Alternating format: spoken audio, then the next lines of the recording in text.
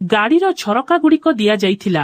ତଥାପି ବାହାରେ ପ୍ରବଳ ବର୍ଷାର ଗର୍ଜନ ଭିତରେ ସ୍ପଷ୍ଟ ଶୁଣାଯାଉଥିଲା। ଏସି ବନ୍ଦ ହୋଇଯାଇଥିଲା ଏବଂ ଭିତର ଭାଗରେ ଏକ ଅଦ୍ଭୁତ ଉତ୍ତାପ ବ୍ୟାପିଯାଇଥିଲା। ପାଗରୁ ନୁହେଁ, ଦୁଇଟି ଶରୀରର ସାନ୍ନିଧ୍ୟରୁ ଜନ୍ମିତ ଏକ ଉତ୍ତାପ। ମୁଁ ସୁମିତ୍ରା ପଛ ସିଟର କୋଣରେ ଘଷି ହୋଇଥିଲି। ମୋ ଶାଢ଼ୀର ପଲ୍ଲୁ ମୋ କାନ୍ଧରୁ ଖସି ପଡ଼ିଥିଲା ଏବଂ ଝାଳର ଡୋଳା ମୋ ବେକକୁ ବହି ମୋ ବ୍ଲାଉଜର ଗଭୀରତାରେ ଅଦୃଶ୍ୟ ହୋଇଯାଉଥିଲା। ମୋ ସାମ୍ନାରେ ବସିଥିଲେ ମୋ ସ୍ୱାମୀଙ୍କ ନୂତନ ଡ୍ରାଇଭର ରାହୁଲ। ସେ ତାଙ୍କ ୟୁନିଫର୍ମ ସାର୍ଟ କାଢି ଦେଇଥିଲେ। ତାଙ୍କର ମାଂସପେଶୀ ଝାଳ ଭିଜା ଶରୀର ଗାଡ଼ିର କ୍ଷୀଣ ଆଲୋକରେ ଚମକୁଥିଲା।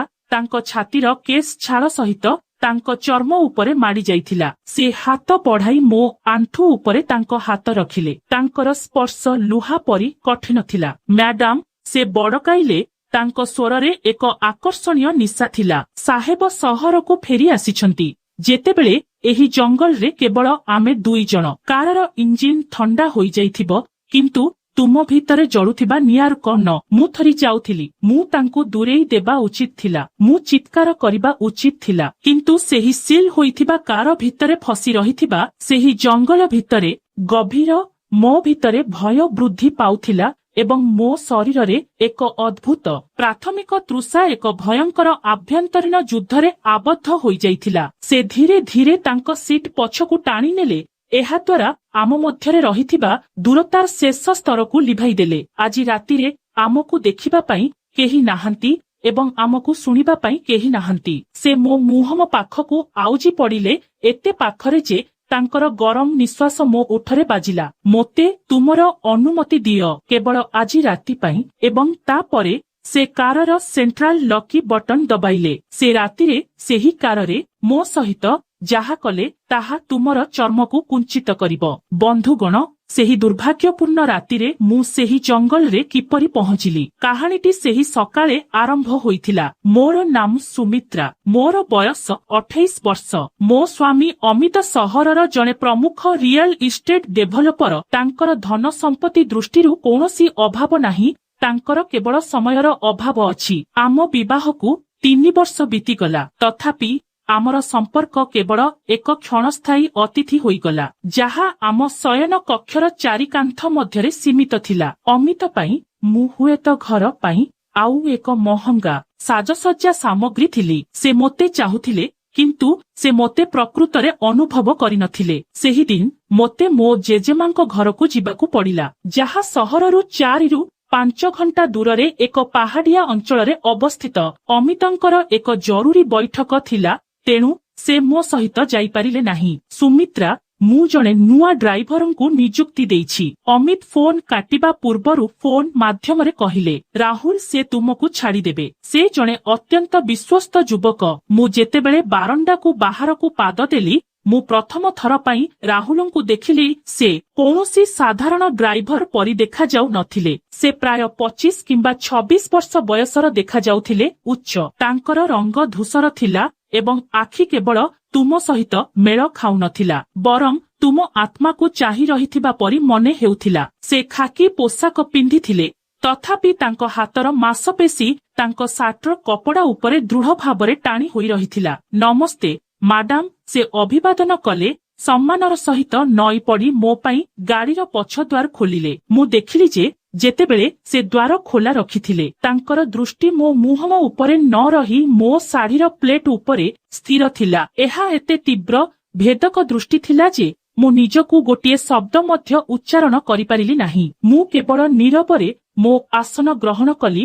ଯାତ୍ରା ଆରମ୍ଭ ହେଲା। ଯେତେବେଳେ ଆମେ ସହର ସୀମା ଛାଡ଼ି ଦେଇଥିଲୁ, ଆମେ ଶୀଘ୍ର ରାଜପଥରେ ପହଞ୍ଚିଲୁ। ରାହୁଲ ନିଖୁଣ ସଠିକତା ଏବଂ ଶାନ୍ତ ଭାବରେ ଗାଡ଼ି ଚଲାଇଲେ। ତଥାପି ମୁଁ କିଛି ଅଦ୍ଭୁତ ଲକ୍ଷ୍ୟ କଲି। ସେ ବାରମ୍ବାର ପଛ ଦୃଶ୍ୟ ଦର୍ପଣକୁ ସଜାଡୁଥିଲେ। ପ୍ରଥମେ ମୁଁ ଭାବିଥିଲି ଯେ ତାଙ୍କୁ ଆମ ପଛ ରାସ୍ତା ଦେଖିବାରେ ଅସୁବିଧା ହେଉଛି, କିନ୍ତୁ ତାପରେ ମୋ ହୃଦୟରେ ଏକ ଅନୁଭବ ସୃଷ୍ଟି ହେଲା।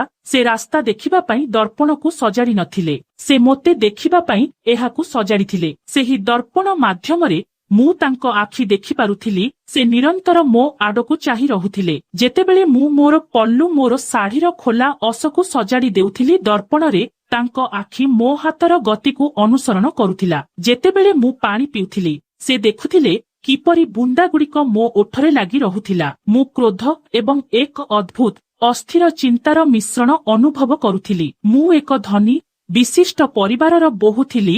ଯେତେବେଳେ ସେ କେବଳ ଜଣେ ଚାକର ଥିଲେ, ତଥାପି ତାଙ୍କ ଦୃଷ୍ଟିର ସ୍ପଷ୍ଟ ସାହସ ମୋତେ ଗଭୀର ଭାବରେ ଅସ୍ଥିର କରିଦେଇଥିଲା। ଶେଷରେ ମୁଁ ତାଙ୍କ ସାମ୍ନା କରିବାକୁ ନିଷ୍ପତ୍ତି ନେଲି। ରାହୁଲ, ତୁମେ କେଉଁଠାରେ ଗାଡ଼ି ଚଲାଉଛ ଦେଖ। ହଁ ମ୍ୟାଡାମ, ମୋର କ୍ଷମା ପ୍ରାର୍ଥନା। ସେ କ୍ଷମା ପ୍ରାର୍ଥନା କଲେ, ତଥାପି ତାଙ୍କ ମୁହଁରେ ଏକ ମୃଦୁ ହସ ଲାଗି ରହିଲା, ଯେପରି କହୁଛି ମୁଁ ଧରା ପଡ଼ିଗଲି। କିନ୍ତୁ ଏହା ମଜାଦାର ଥିଲା। ଦିନ 2ଟା ଥିଲା। ପାଗ ହଠାତ୍ ପରିବର୍ତ୍ତନ ହେବାକୁ ଲାଗିଲା। ଉପରେ ଅନ୍ଧାର ମେଘ ଜମା ହୋଇଗଲା ଏବଂ ଦିନଟି ସନ୍ଧ୍ୟା ପରି ଅନ୍ଧକାରମୟ ହୋଇଗଲା। ହଠାତ୍ ରାହୁଲ ମୁଖ୍ୟ ରାଜପଥରୁ ଗାଡ଼ିଟିକୁ ଏକ କଚ୍ଚା ଅଣୁସାରିଆ ରାସ୍ତାରେ ନେଇଗଲା। ଆପଣ ଆମକୁ କେଉଁଠାକୁ ନେଉଛନ୍ତି?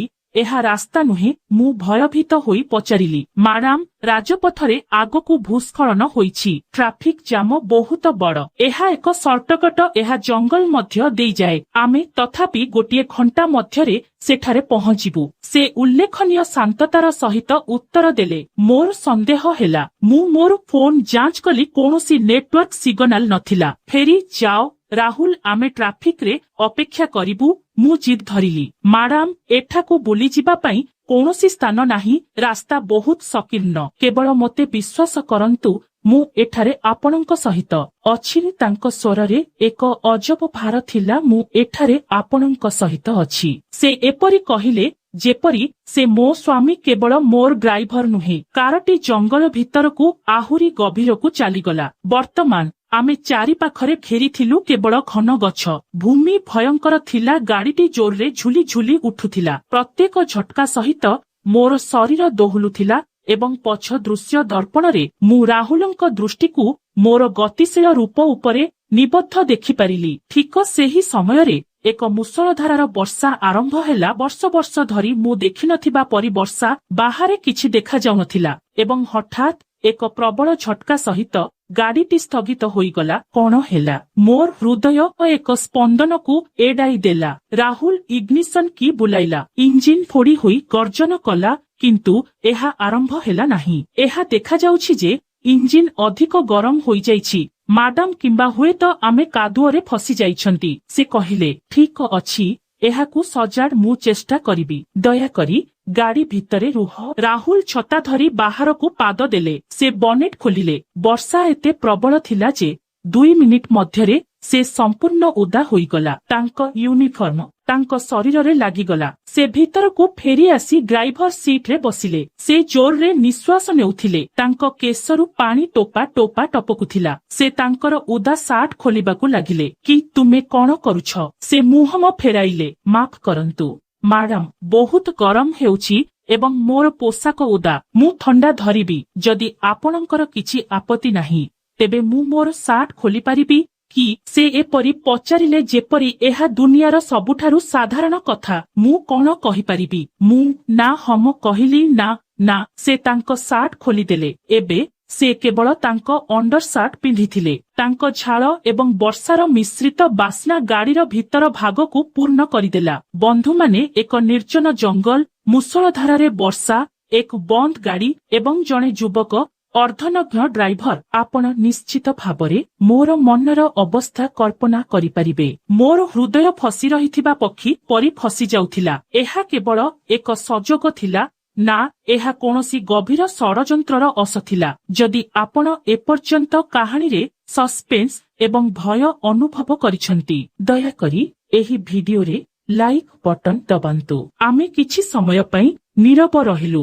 ଗାଡ଼ି ଭିତରେ ଆର୍ଦ୍ରତା ବୃଦ୍ଧି ପାଉଥିଲା। ମୋତେ ଲାଗିଲା ଯେପରି ମୁଁ ଶ୍ୱାସରୁଦ୍ଧ ହେଉଛି। ମ୍ୟାଡାମ, ମୁଁ କିଛି ପାଣି ପାଇପାରିବି କି? ମୋର ପାଣି ସରିଗଲା। ରାହୁଲ ଡ୍ରାଇଭର ସିଟ୍ରୁ ମୁହଁ ଫେରାଇ ପଚାରିଲେ। ମୁଁ ମୋର ପାଣି ବୋତଲ ତାଙ୍କ ଆଡ଼କୁ ବଢ଼ାଇଲି। ସେ ବୋତଲଟି ନେଲେ, କିନ୍ତୁ ବହୁତ ଜାଣିଶୁଣି ତାଙ୍କ ଆଙ୍ଗୁଠିଗୁଡ଼ିକ ମୋ ଉପରେ ଘଷିବାକୁ ଦେଲେ। ଏକ ଝଟକା, ଯେପରି ଏକ ବିଦ୍ୟୁତ କରେଣ୍ଟ ମୋ ହାତ ଦେଇ ବାଜିଲା। ମୁଁ ଶୀଘ୍ର ମୋ ହାତକୁ ଟାଣି ନେଲି। ସେ ଏକ ପାନୀୟ ପିଇଲେ। ସେ ପିଇଲା ବେଳେ ତାଙ୍କ ବେକର ଶିରାଗୁଡ଼ିକ ଟାଣ ହୋଇ ଠିଆ ହୋଇଗଲା। କିଛି ବୁନ୍ଦା ପାଣି ତାଙ୍କ ଛାତି ଉପରେ ପଡ଼ିଲା। ସେଠାରେ କେଶରେ ଲାଗିଗଲା। ଆଃ! ସେ ବୋତଲ ରଖି ଗଭୀର ନିଶ୍ୱାସ ମାରିଲେ। ମୁଁ ପ୍ରକୃତରେ ତୃଷାର୍ତ୍ତ ଥିଲି। ତାପରେ ସେ ପଛକୁ ଫେରିଲେ ନାହିଁ, ବରଂ ସେ ତାଙ୍କ ସିଟ୍ ଉପରେ ଆଣ୍ଠୁମାଡ଼ି ବସି ରହିଲେ। ମୋ ଆଡ଼କୁ ପଛକୁ ଚାହିଁଲେ। ମ୍ୟାଡାମ, ମୁଁ ଆପଣଙ୍କୁ କିଛି ପଚାରିବି ଯଦି ଆପଣ ଅପମାନିତ ନ ହୁଅନ୍ତି। ମୁଁ ଉତ୍ତର ଦେବା ସମୟରେ ମୋର ସ୍ୱର ଥରି ଉଠିଲା। ଏହା କଣ? ତୁମର ସ୍ୱାମୀ ତୁମକୁ ଏପରି ଏକା ବାହାରକୁ କିପରି ଛାଡ଼ି ଦିଅନ୍ତି? ଏତେ ସୁନ୍ଦର ସ୍ତ୍ରୀ ଏବଂ ଏତେ ଛୋଟ ମଧ୍ୟ। ଯଦି ମୁଁ ତାଙ୍କ ସ୍ଥାନରେ ଥାନ୍ତି ତେବେ ମୁଁ ତୁମକୁ ଗୋଟିଏ ମୁହୂର୍ତ୍ତ ପାଇଁ ମଧ୍ୟ ମୋ ଦୃଷ୍ଟିରୁ ଦୂରେଇ ଦେଇ ନଥାନ୍ତି। ତାହା ବହୁତ ଅଧିକ ଥିଲା। ସେ ସୀମା ପାର କରିଦେଇଥିଲେ। ରାହୁଲ, ତୁମର ଜିଭକୁ ସାବଧାନ ରଖ। ତୁମେ ଜଣେ ଡ୍ରାଇଭର ପରି ବ୍ୟବହାର କର। ମୁଁ କହିଲି। ସେ ଭୟଭୀତ ହୋଇନଥିଲେ, ସେ କେବଳ ହସିଲେ। ମୁଁ ଜଣେ ଡ୍ରାଇଭର ମ୍ୟାଡାମ, ସେଥିପାଇଁ ମୁଁ ଏହି କାର ଚଲାଉଛି। କିନ୍ତୁ ଏହା ଏକ କାର ହେଉ କି ମହିଳା, ଯଦି ତୁମେ ଏହାକୁ ଠିକ ଭାବରେ ପରିଚାଳନା ନ କର ତେବେ ଏହା ଗରମ ହୋଇ ରାସ୍ତା ମଝିରେ ଅଟକିଯାଏ, ଯେପରି ଆମର କାର ଏବେ ଅଟକି ଯାଇଛି ଏବଂ ହୁଏତ ତୁମେ ମଧ୍ୟ ଅଟକିଛ। ଲଜ୍ଜା ଏବଂ କ୍ରୋଧର ମିଶ୍ରଣରେ ମୋ ଗାଲ ଲାଲ ରଙ୍ଗର ହୋଇଗଲା। ଚୁପ ରୁହ, ସେଠାରୁ ବାହାରି ଯାଅ ଏବଂ କାର ସଜାତ। ମୁଁ ନିଶ୍ଚିତ ଚେଷ୍ଟା କରୁଛି ମ୍ୟାଡାମ, କିନ୍ତୁ ଏହା ଦେଖାଯାଉଛି ଯେ ଏହି କାର ଆଜି ଆଗକୁ ବଢିବା ମୁଜରେ ନାହିଁ ଏବଂ ବାହାରେ ଝଡ଼ ହେଉଛି। ଆମକୁ ହୁଏତ ଏଠାରେ ରାତି ବିତାଇବାକୁ ପଡ଼ିପାରେ। ଏଠାରେ ଏହି ଜଙ୍ଗଲରେ ହମ ଏବଂ ଭୟ କର ନାହିଁ। ମୁଁ ତୁମ ସହିତ ଏଠାରେ ଅଛି। ସେ ତାଙ୍କ ସିଟ୍ରୁ ଉଠିଗଲେ। ମୁଁ ଭାବିଥିଲି ସେ ବାହାରକୁ ପାଦ ଦେବେ, କିନ୍ତୁ ନା, ସେ ଆଗ ସିଟ୍ ଉପରେ ଘୁଞ୍ଚିଗଲେ ଏବଂ ମୋ ପାଖରେ ପଛପଟେ ବସିଗଲେ। ମୁଁ ଏକ ଆଶ୍ଚର୍ଯ୍ୟଜନକ ଚିତ୍କାର କଲି। ମୁଁ ଦୌଡ଼ି ପଳାଇଗଲି। ଦ୍ୱାର ପାଖରେ ନିଜକୁ ସିଧା ଚାପିଦେଲି। ଆପଣ ଏଠାକୁ କାହିଁକି ଫେରି ଆସିଲେ? ଏହା ସାମ୍ନାରେ ପାଣି ଲିକ ହେଉଛି ମ୍ୟାଡାମ। ସିଟ୍ ଓଦା ହୋଇଗଲା। ତା ଛଡା ମୁଁ ଥଣ୍ଡା ଲାଗୁଛି। ମୁଁ ଟିକେ ମାନବୀୟ ଉଷ୍ମତା ବ୍ୟବହାର କରିପାରିବି? ସେ ମୋ ସିଟ୍ ପଛ ପାର୍ଶ୍ୱରେ ତାଙ୍କ ହାତ ବିସ୍ତାର କଲେ, ଯେପରି ମୋତେ ଘେରି ରହିବା ପାଇଁ ସେ ଅତ୍ୟନ୍ତ ନିକଟତର ଥିଲେ। ମୁଁ ତାଙ୍କ ଶରୀରରୁ ବିକିରଣ ହେଉଥିବା ଉତ୍ତାପ ଅନୁଭବ କରିପାରୁଥିଲି। ତାଙ୍କ ହାତର ମାଂସପେଶୀ ମୋ କାନ୍ଧରୁ କେବଳ ଗୋଟିଏ ଇଞ୍ଚ ଦୂରରେ ଥିଲା। ଦେଖ ରାହୁଲ, ଯଦି ମୋ ସ୍ୱାମୀ ଏହା ବିଷୟରେ ଜାଣିପାରନ୍ତି ତେବେ ସେ ତୁମକୁ ମାରିଦେବେ। ମୁଁ ତାଙ୍କୁ ଭୟଭୀତ କରିବାକୁ ଚେଷ୍ଟା କଲି। ସେ ମୋ କାନ ପାଖକୁ ଝୁଣ୍ଟି ପଡ଼ିଲେ। ଏବଂ ସାହେବ କିପରି ଜାଣିବେ ମ୍ୟାଡାମ? ସେ ହୁଏତ ତାଙ୍କ ବୈଠକରେ ବ୍ୟସ୍ତ କିମ୍ବା ହୁଏତ ତାଙ୍କର ଜଣେ ସଚିବଙ୍କ ସହ ବ୍ୟସ୍ତ। ଆପଣ କଣ ଭାବୁଛନ୍ତି ସେ କେବେ କାମ କରିବା ବ୍ୟତୀତ ଆଉ କିଛି କରନ୍ତି କି? ତାଙ୍କର ମନ ଭାଙ୍ଗି ଯାଇଥିଲା। ମୁଁ ମଧ୍ୟ ଅମିତ ବିଷୟରେ ସନ୍ଦେହ କରିଥିଲି। ସାହେବ ଅନ୍ୟତ୍ର ତାଙ୍କର ତୃଷା ମେଣ୍ଟାନ୍ତି ମ୍ୟାଡାମ, ଏବଂ ଆପଣ ଶୁଖିଯାଇଥିବା ନଦୀପଠା ପରି। ଆପଣଙ୍କୁ କେବଳ ଏକ ବନ୍ୟା ଆବଶ୍ୟକ। ତାଙ୍କ କଥାଗୁଡ଼ିକ ମୋ କାନରେ ବିଷ ପରି ପଶି ଯାଉଥିଲା। ସେ ମୋତେ ସମ୍ମୋହିତ କରୁଥିଲେ। ସେ ମୋ ଉପରେ ତାଙ୍କ ହାତ ରଖିଲେ। ତାଙ୍କ ହାତ ରୁକ୍ଷ ଥିଲା। ତୁମର ହାତ ଏତେ ନରମ, ସେ କହିଲେ। ମୋ ହାତକୁ ଚୁମ୍ବନ ପାଇଁ ଓଲଟାଇ ଦେଲେ।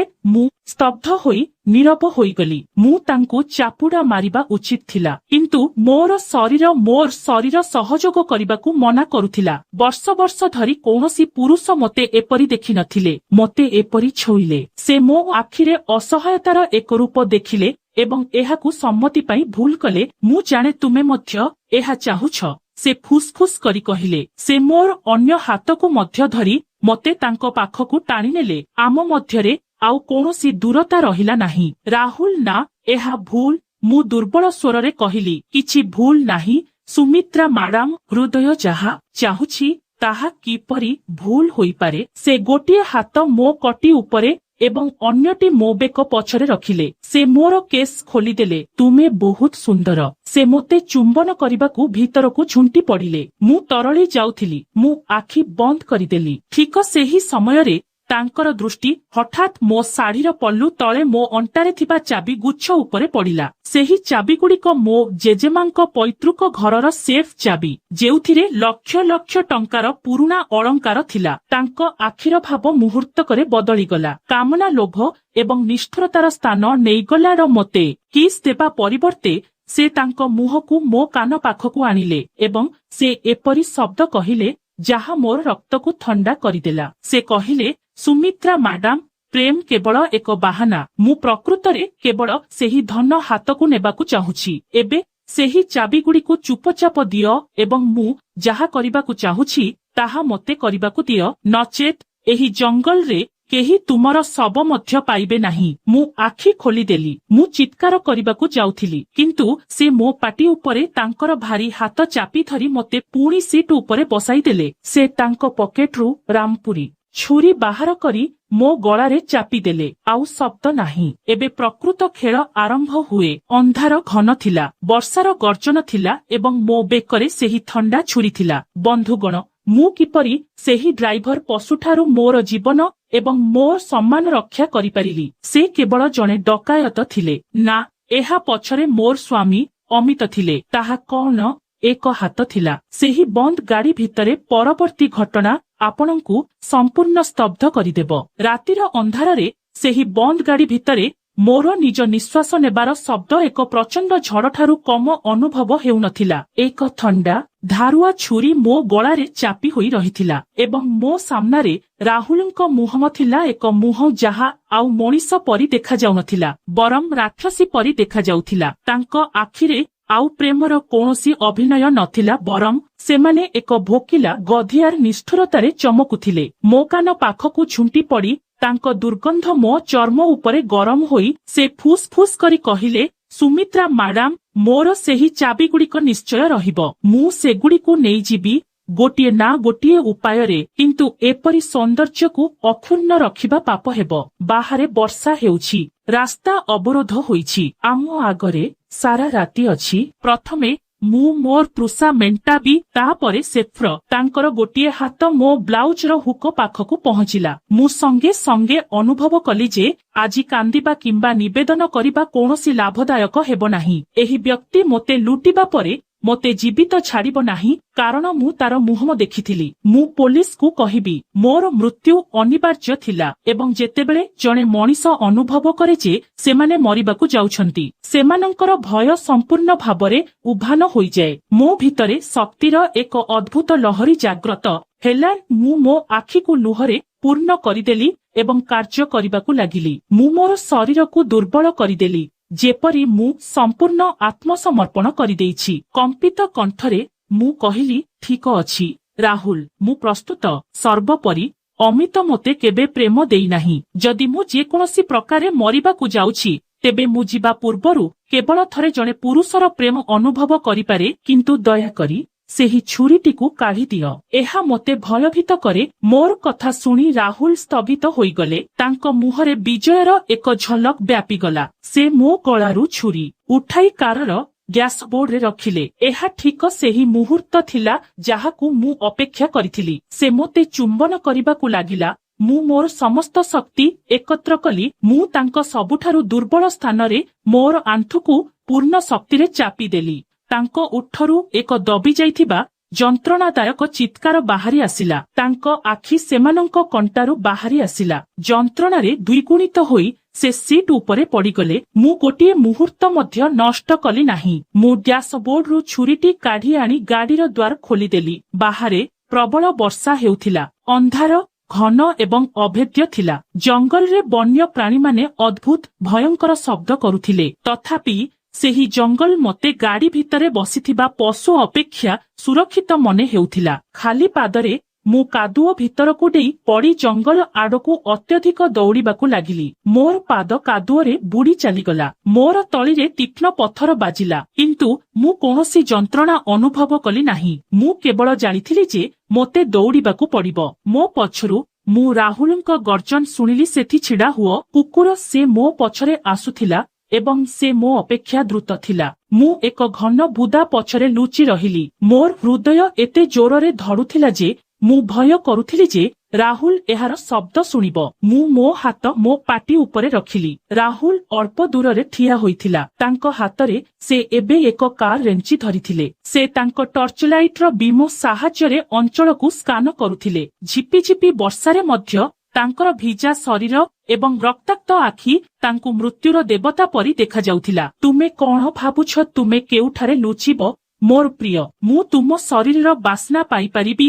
ସେ ଚିତ୍କାର କଲେ। ଆଜି ରାତିରେ ଏହି ଖେଳ ବହୁତ ଦିନ ଧରି ଚାଲିବ। ସେ ଧୀରେ ଧୀରେ ସେହି ବୁଦା ଆଡ଼କୁ ଆଗକୁ ବଢ଼ିବାକୁ ଲାଗିଲେ ଯେଉଁଠାରେ ମୁଁ ଲୁଚିଥିଲି। ମୁଁ ଭାବିଲି ମୋର ଶେଷରେ ଆସିଗଲା। ଠିକ ସେତିକିବେଳେ ତାଙ୍କର ଦୃଷ୍ଟି ଭୂମି ଉପରେ ପଡ଼ିଲା। ସେଠାରେ କାଦୁଅରେ मोर पादचिह्न थिला एक पुरुणा गुंखा परी गात आड़कू से विजयी होई हसिले। तुमे पाइगल से सेही दिगरे दौड़िले, किंतु मु केवल तांकू भूल करिबा पई सेही पादचिह्न गुड़िकू सेठारे छाड़ी देइथिली। मु सेठारे आदौ नथिली। मु विपरीत दिगरे दौड़िथिली। रास्ता आड़कू मु आशा करिथिली जे हुए तो एक ट्रक किंबा एक कार सेही बाट देई जाइपारे। मु जोर रे हसुथिबा रास्तारे पहुंचिली। मोर पोशाक अनेक स्थान रे चिरी जाइथिला एवं मु कादुओरे पिटी होईगली। रास्ता निर्जन थिला। चारि पाखरे माइल पर्यंत केही देखा जाउ नथिले। हठात जंगलरू फेरुथिबा राहुलଙ୍କ पाद शब्द मो कानरे पड़िला। से जानी परिथिले जे मु आउ गुंफारे नाही। से फेरी आसुथिले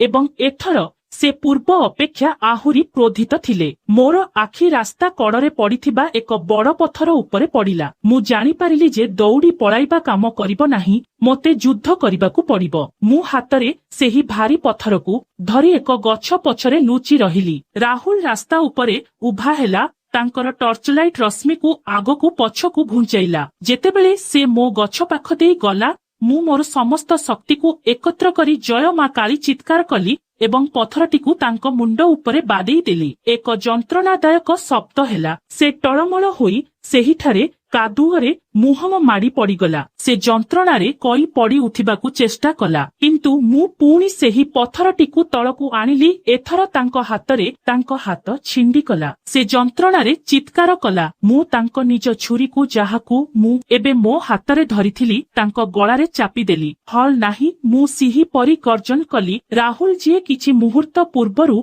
मोते तांकर व्यक्तिगत संपत्ति भावरे व्यवहार करिथिले, एबे एक भयंकर बिलेई छुआरे परिणत होई जाइथिले। मते क्षमा कर, मु भूल कली। मते छाड़ी दियो। से फुंकी उथिला। मते सत्य कुह, तुमे कोन केवल जणे डकायत ना केही तुमकू पठाइछि? तुमे मो स्वामींको नाम काहीकि डाकिथिला? मु दाबी कली। तांक चर्मरे छुरीटीकू आहुरी जोर रे चापी देली। ना ना साहेब, किछि कले नाही। मु केवल लोभी होइगली। मु भाबिली तुमे एका अछ एवं मु से विषय जानिथिली, कारण मु तुम घर पूर्वरु केस करिसारिछि। मु तांको कथारे विश्वास करिपारिली नाही। ठीक सेतेबेले जंगलर नीरवताकू भेद करी दूररे एक जानर हेडलाइट देखागला। एक बड़ गाड़ी सीधा आम आड़कू आसुथिला। मु अनुभव कली जे शेषरे साहाय्य आसीगला। मु रास्ता मझिरे दौड़ी जाई मो हाथ हलैली। गाड़ीटी ठिया होई आम पाखरे अटकी गला। द्वार खोलीगला एवं किए बाहरकू गला ताहा देखिबा मात्रे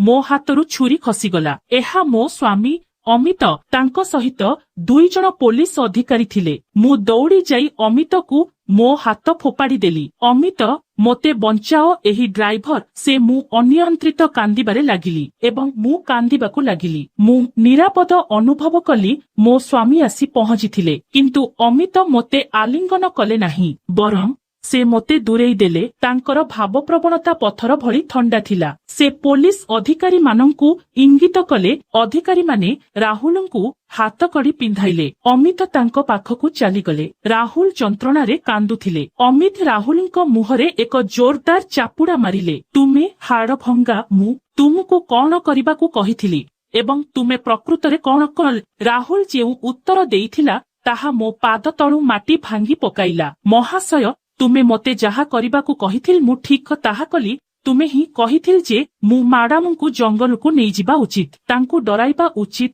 एवं देख जे से मो सहित सोइबाकू राजी कि नाही। तुमे कहिथिल जे एहा एक विश्वस्तता परीक्षा। अमित तांकू चुप करिबा पई पुणी थरे तांकू लात मारिले। चुप कर कुकुर। मु अमित को चाहिली। मो आखिर लुह सुखी जाइथिला। कौन तुमे कौन कहुछ? विश्वस्तता परीक्षा? मु पचारिली। अमित मो दृष्टि को एडाई देले। से मो आड़कू छाड़ी सबुठी देखिबाकू लागिले। देख सुमित्रा, मु तुमकू संदेह करुथिली। मु भाबिथिली तुमे केवल मो टंका पाई मो सहित अछ एवं मु संदेह करुथिली जे हुए तो तुमर मो पछपटे कौनसी प्रेम संपर्क अछि। सेथिपई मु राहुलंकू बसाइथिली। मु ताकू तुमकू हैरान करिबा पई टंका देइथिली। तुमकू प्रलोभित करिबा पई मु देखिबाकू चाहुथिली जे तुमे हार मानिब कि नाही। से आगको बढ़िले। मु तांको गाड़ी रे एक जीपीएस ट्राकर लगाइथिली। मु तुम पछरे अनुसरण करुथिली, किंतु सेही कुकुर लोभी होइगला। से एक प्रकृत छुरी बाहर करी तुमको लुटिबाकू चेष्टा कला। ताहा योजनार अस नथिला। मु सेठारे ठिया होई रहिली। ଆଶ୍ଚର୍ଯ୍ୟ ହୋଇଗଲି। ତେଣୁ ଗାଡ଼ିରେ ଯାହା କିଛି ଘଟିଥିଲା, ସ୍ପର୍ଶ, ମଇଳା ମନ୍ତବ୍ୟ, ଏସବୁ ମୋ ସ୍ୱାମୀଙ୍କ ଯୋଜନା ଥିଲା। କେବଳ ଦେଖିବାକୁ ଯେ ମୁଁ ଜଣେ ନୈତିକତାର ମହିଳା କି ନାହିଁ। ପୋଲିସ ଅଧିକାରୀମାନେ ରାହୁଲଙ୍କୁ ନେଇଯାଉଥିଲେ। ଅମିତ ମୋ ପାଖକୁ ଚାଲି ଆସିଲେ। ସେ ମୋ କାନ୍ଧରେ ତାଙ୍କ ହାତ ରଖିଲେ। ଆସ୍ ସୁମିତ୍ରା, ଏବେ ସବୁ କିଛି ଠିକ ଅଛି। ତୁମେ ପ୍ରମାଣ କରିଛ ଯେ ତୁମେ ସଦ୍ଗୁଣର ଏକ ପରମାଣୁ। ମୁଁ ବହୁତ ଖୁସି। ତୁମେ ମୋର ପରୀକ୍ଷାରେ ପାସ କରିଛ। ଏବେ ତୁମ ବିଷୟରେ ମୋର କୌଣସି ସନ୍ଦେହ ନାହିଁ।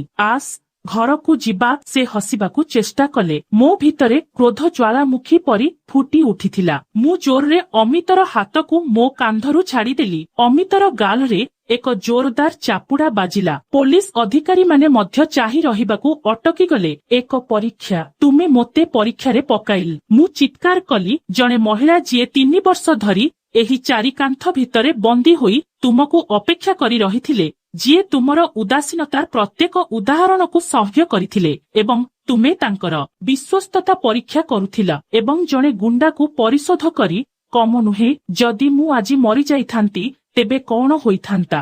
ଯଦି ସେ ପ୍ରକୃତରେ ମୋତେ ବଳାତ୍କାର କରିଥାନ୍ତା ତେବେ କଣ ତୁମେ ଏବେ ବି ଦାବି କରିଥାନ୍ତ ଯେ ମୁଁ ପରୀକ୍ଷାରେ ପାସ୍ କରିଥିଲି? ତାଙ୍କ ଗାଲକୁ ଘଷି ଅମିତ କହିଲେ, ଓ ସୁମିତ୍ରା, ଏତେ ନାଟକୀୟ ହେବା ବନ୍ଦ କର। ଏବେ ସରିଗଲା ନୁହେଁ କି? ମୁଁ ତୁମର ସ୍ୱାମୀ। ମୋର ତୁମ ଉପରେ ଅଧିକାର ଅଛି। ହକ ଜାହିର କରିବାକୁ ହେଲେ ପ୍ରଥମେ ବିଶ୍ୱାସ ରହିବା ଆବଶ୍ୟକ ଅମିତ, ଏବଂ ଆଜି ତୁମେ ସେହି ବିଶ୍ୱାସକୁ ସବୁଦିନ ପାଇଁ ଭାଙ୍ଗି ଦେଇଛି। ସେହି ଡ୍ରାଇଭର କେବଳ ଟଙ୍କା ଲୋଭୀ ଥିଲା। ସେ ଜଣେ ଅପରିଚିତ ବ୍ୟକ୍ତି ଥିଲା। କିନ୍ତୁ ତୁମେ ମୋର ନିଜ ରକ୍ତ ଏବଂ ମାଂସ ହେବା କଥା ଥିଲା। ସେ ଏଠାରେ ପ୍ରକୃତ ପଶୁ ନୁହଁ। ତୁମେ। ମୁଁ ମୋର ଶାଢ଼ୀର ଫୋଲ୍ଡରୁ ଚାବି ଗୁଚ୍ଛ ଜେଜେମାଙ୍କ ନିରାପଦର ଚାବି କାଢ଼ି ଅମିତଙ୍କ ମୁହଁ ଉପରେ ଫିଙ୍ଗିଦେଲି। ଏଇ ତୁମର ଧନ ସମ୍ପତ୍ତି ନିଅ ଏବଂ ତୁମର ସମ୍ପର୍କ ମଧ୍ୟ ଫେରାଇ ନିଅ। ଏହି ମୁହୂର୍ତ୍ତରୁ ଏବେ ମୁଁ ତୁମଠାରୁ ମୁକ୍ତ।